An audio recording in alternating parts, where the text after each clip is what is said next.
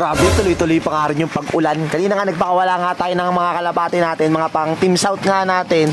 Tapos eto, ayan, matagal sila nagsipasok. Yung ating kalapati, ewan ko kompleto pa yan kasi apat yung kanina nasa labas, hindi pa pumapasok. Eto, ayan, oo na yung mga kalapati. Pasukin natin dito. Ayan. Kompleto na ba kayo? Ano yung mga itsura nyo? Oh, kunyari, tambay-tambay pa sa labas. Oh. Ayan, tas bukas sisipunin. Isang basa, oh. Oh. May mga kalapate natin dito, nasisiligo sa ulan. Dapat 14 kayo dapat, ha. Ito, may nasa labas sa dalawa. Tapos nga pala kahapon nga pala mga Kadaver Cats, panalo nga pala si Taragis ng pooling of color 100 tsaka 50. Yan, nakachamba nga si Taragis, oh. Bali, ito, full sip to mismo ni Putragis. Kaso nga lang, dahil medyo bata pa siya, parang wala pa siyang gigil talaga. Pero speed niya sa 1,000 ganun. Sa mga nagpapa-update naman kay Bubbles, si Bubbles hanggang ngayon, wala, hindi na talaga nagparamdam si Bubbles. Baka nahuli yun. Kasi kung hindi nahuli at uwi yun. Yun lang naman yung ano nun. Kasi, di ba, mas malapit lang naman yung sinait kumpara nga sa pagudpod, di ba? Sa 2 times pagudpod pa yung si Bubbles. At kalak yun. So, kaso nga lang talagang hindi siya nakabalik nung sa sinait na. Ayan, baka nga nahuli siya o natitran po nangyari sa kanya. Pero umaasa ako na isang araw ay makakabalik nga sa atin si Bubbles. Ang wala nga si Bubbles, etong kapatner nga ni Bubbles, pumaparis dito sa kapatner nga ni Elias. Sabagay kasi, mabilis kasi mapasagot to talaga to si Johnson Stress. Yan. Oo, dito pa rin itong mga ito, nagpapabasa talaga sa ulan, no? Oh. Susunod na mga araw, sipon-sipon na yan. May dalawa pa rito. Bali lang dito, binilang ko ngayon, 12 na sila.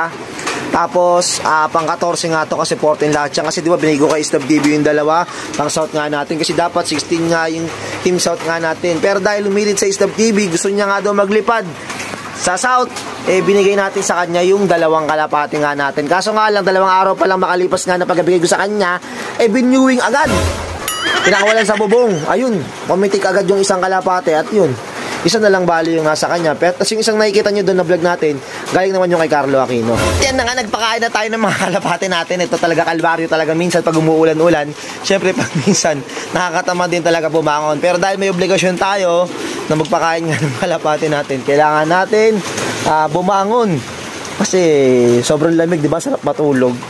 Yan, ayun o, kain sila. Tapos ito, may update pala tayo sa inyo mga Kadaver Cats. Ito yung update ko sa inyo. Meron tayong painakay nga dito sa galing kay Ex Machina. Ito mismo yung finisher nga ng MacArthur. Yan, ito yung babae. MacArthur finisher yan. Tapos itong kak naman, yung full sieve ng Javier Clacker ni Sir Bench Season. Yan. So meron sila ngayon, anak ko. Pang ano natin to, pang stock yung future breeder natin. Kita nyo. Tapos, ang kagandahan nga, nag-itlog. Pero hindi ko alam kung may similya. Kasi itong hena to, madalas nga lagi, isa lang lagi yung may similya kasi medyo matanda na. Bali 2014 pa nga yung ano na yan, yung ibon na yan. Pero sana umasa ako, 2 naman yung may similya dyan. Kita nyo, halos kakulay ng nanay. Tapos may, ano pa, puti-puti pa sa pakpak. Ayan, future breeder natin. No, kahit kakaligong halang natin, basa na naman tayo. Pero okay lang ito sa pakain ko yung mga kalapate.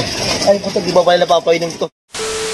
Ngayong araw nga, magpapakain ako ng kalapati nga natin. Kaso nga lang, pagkatingin ko sa lagayan ng patuka, wala na naman laman. Ako po, kailangan ko na nga bumili. Kaya dali-dali na nga agad ako lumabas para nga pumunta doon sa suking binibilan nga natin ng patuka. Walking distance lang naman to mula sa amin. Kaya dali-dali na nga ako nagsabi, ate, 2 nga pong stag grab. Oh, yan, Thunderbird, baka naman ha. Kaya agad-agad na nga binigay sa atin ni ate. Pero hindi naman yung sako-sakot, nakakabili ka ng tingi-tingi. Pero mas gusto ko talaga at habang nga, naglalakad ako pa may nakasalubong nga tayong bata at nakakilala nga sa atin, nasabi sa atin, pwede ba shoutout? Shoutout kay Ezekiel De La Cruz. At yung shoutout niya na nga, yung gusto niya ma-shoutout, agad-agad na nga siyang umalis. Habang pauwi na nga ako, bigla naman nasira yung plastic na pinagalagyan. Nabili nga natin. Ay, putik ba't siya ko tinapon? Nakablog pala ako. Pagkarating ko nga, agad kong pinatong dito, nabili kong patuka. Pagkakita sa akin ng mga kalapate ko, agad sila nagkagulo. Alam na kasi nila, magpapakain na ako sa kanila. Balik umaga nga, ito pinapakain ko sa kalapate ko kasi mabilis na matunaw. Pagdating na hapon, mas gutom na naman sila. Regular fly mix na binibigay ko sa kanila. Kasi kasi, pag ito ginagamit nga natin, tuwing umaga at sapon, flyer mix, so mabilis na tumatama. Disclaimer lang, hindi ako magaling sa pagkakalapate. Ayon lang sa pag-observe. Ilang sandali nga lang, bumalik na naman ako sa kulungan ng kalapate nga natin para i-training si Taragis. Dahil panalo nga sa kanina. Soft color pooling 50, tsaka soft color pooling 100. At saktong-sakto nga, meron na naman tayo pambiling patuka. Kaya kailangan, i-training ko pa siya ng ganito para lalo siya bumilis pumasok. Para nga, manalo pa tayo sa mga susunod na mga puling. At ilang sandali nga lang, dumating naman yung asawa ko at meron siya daw milk tea. Order na daw siya ng milk tea para nga sa akin kasi nga nakuha niya daw yung panalo ko. Yun ang problema, nasa na pala sa Gcash yung panalo ko at ang asawa ko naka-receive. Samantalang nung nangihingi ako, gabi pahirapan pa. Sa bagay, hindi na ako makikipagtalo, wala naman ako magagawa. Babae ng mga silagi ang tama. At dahil nga sa nanalo ko, nagkusa siyang maglinis nga ng kulungan ng kalapati ko. Kinaskas-kaskas niya yung mga dumi nito. Sarap pala sa piling magmando. Pero joke lang yun, dapat give and take lang. Sarap pala paminsan-minsan panalo, may taglilis ka ng kulungan mo. Pero syempre, ang mas masarap yung susuportahan ka ng taong mahal mo. Mas maganga kasi sa pakiramdam pag susuportahan ka ng asawa mo. Mas nalapit kasi yung swerte pag puro positive lang. At nung matapos nga siya maglinis, kinuha ko nga si Taragis para ipawak sa kanya. Balik kapatid pala ito na buo, di po Taragis yung nag-first overall sa fan race. At dito nga, nagsalas ako kay Taragis kasi mukhang kikikis niya. Sabi ko, ako naman ikis mo. Pero sabi niya, sige sa susunod na panalo na lang. Sandali nga lang, kinuha niya sa akin si Taragis para nga daw siya magpakawala nito. Ititesting nga niya kung mapasok daw to agad. Ito nga pala yung sabi si Putrabos at agad-agad naman siya pumasok. Very good ka talaga, Taragis. Agad-agad ko naman siyang inimas at inimas din siya ni Love Girl. Kaya inimas ko na rin siya.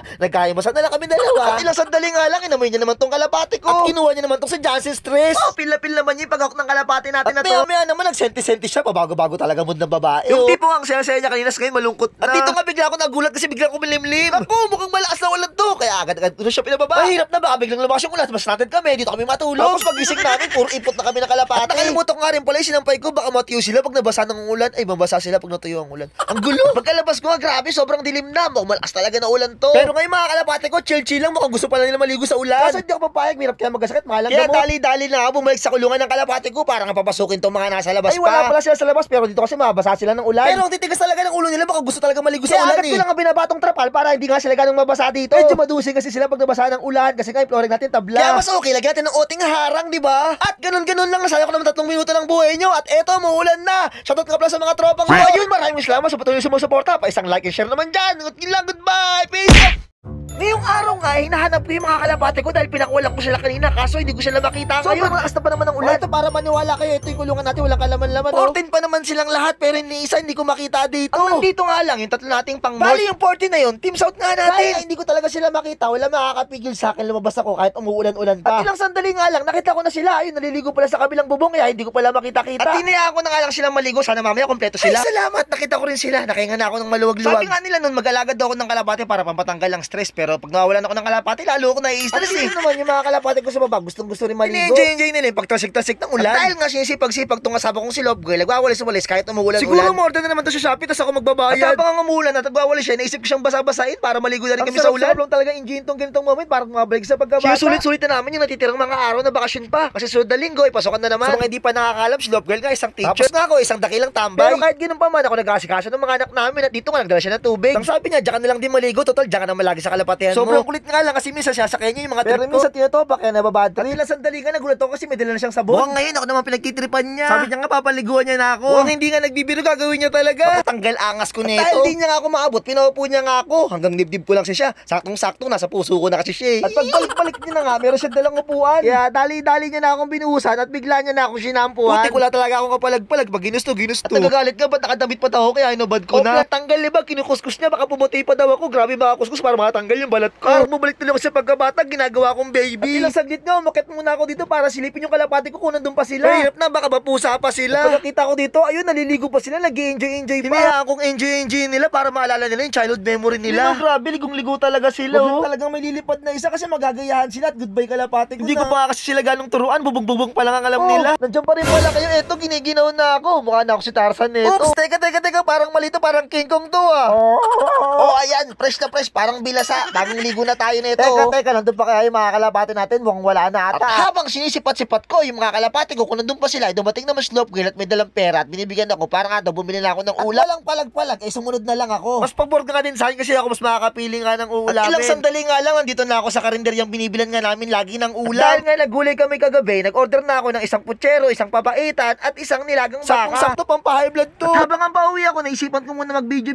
Eto, grabe, basang-basa nga dito sa lugar nga namin. At ako naman sobrang hot. Hahatawin mo pag nakita mo. Uy, joke lang ha. Buti nga tumila na yung ulan, nakikita ko na pangilan-ilan yung mga kalapate ko sa bubong. At mamaya ako pa nga malalaman kung kumpleto sila. Ito nga pala yung tsura ko pag wala akong tali. O yan, kain muna ako. Teka, naubusan pala kami ng tubig kaya magigib muna ako. Kaso nga lang, wala nang galon na may laman ng tubig. Ang mayroon lang dito yung bilog. Kaya naisipan ko, isalin na lang. Kaya agad-agad ko na nga sinalin. Grabe, nakapag-exercise pa ako nito. O diba, simple lang ang buhay, kaya wag natin pahirapan. Hayaan natin ang buhay ang mahirapan sa atin. At pagkasilip ko sa kulungan natin, may pangilan-ilan na pumasok na. Ewan ko sa ibang kalapati natin, baka naggalakwatsa pa sila. Ayan, hayaan ko muna sila. Kakain muna ako dahil naputol nga yung pagkain natin dahil nagigiba ko. Pagkalabas ko nga, binilang ko yung kalapati natin, 10 sila at meron pang 4 sa labas. Hay nako, pasaway talaga yung 4 na yun. Huwag sana mahuli ng pusa. Pasaway talaga sila, mana sa amo. Pero teka, shoutout sa tropang Dabber Cats natin. Isang like and share naman dyan. So yun lang, goodbye! Peace!